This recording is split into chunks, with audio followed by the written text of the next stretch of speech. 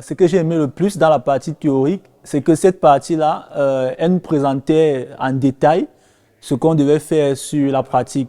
Moi, je trouve que c'est plus de combiner la théorie et pratique. Oui, je trouve que c'est une bonne idée. La façon que ça se passe en cours, je trouve que c'est très bien. On doit passer à travers les deux. Parce qu'à travers la théorie, on a connu les normes et on était capable de les appliquer par la pratique. Donc, il faut toujours la théorie et la pratique parce qu'ils se compliquent.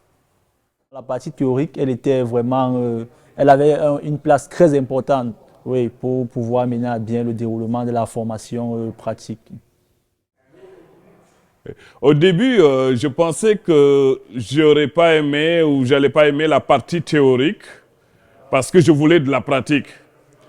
Mais j'ai réalisé à travers la formation théorique que, écoute, il faut savoir ce que tu es en train de faire, là. Si tu vas dans la pratique, là, c'est du essai-erreur, là, finalement ton projet de rénovation risque de ne jamais aboutir.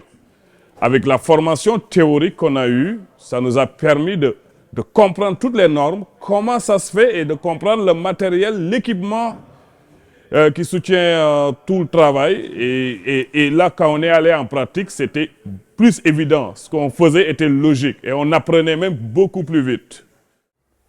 Ce que j'aimais plus dans la théorie, alors ça nous donne déjà les notions, les prérequis. Surtout moi, au début, moi, je n'avais rien. Donc, c'était vraiment important pour des gens comme nous, là. Cette théorie nous permet d'avoir une idée et dès lors que nous sommes sur le chantier, la pratique permet maintenant de renforcer ce qu'on a. Moi, la pratique également, en plus la théorie, c'est deux choses qui vont de pair dans ce métier.